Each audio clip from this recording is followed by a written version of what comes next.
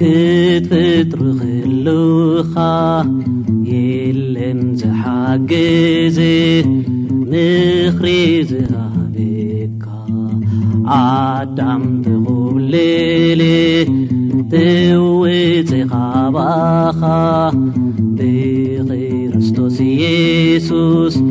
መሊስካዮ ኢኻ እምብዛፍቂርካኒ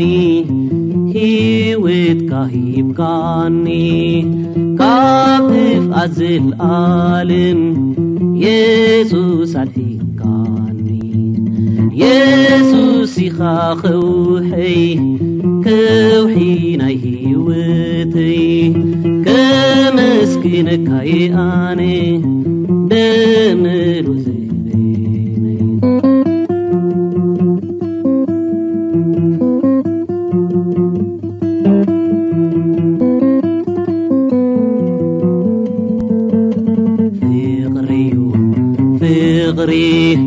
ፍቕሪ ገዲዱካ ስለ ክብሪ ዳውካ ክስቀል ፈቲኻ ሓጢኣት ኣይቀርብኒው ኣይቅውምኒ ብቅድሚኻ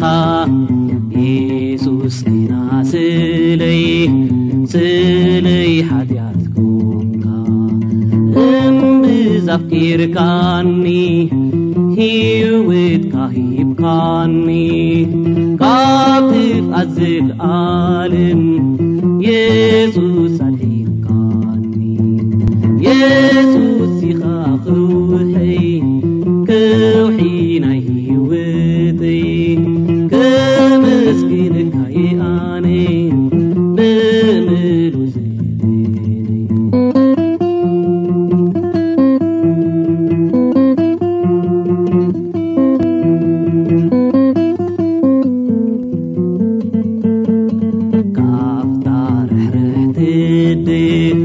ውላዳቲ ኣሊ ካብ ዓሊ ላዕሊኻ ኢየሱስ ሰይትሓሊ ብደምካ ሓፂብካ ኣጽሪኻ ደው ትብል ሓቒፍካ ትስዕም ቃላትካ ትዕንግል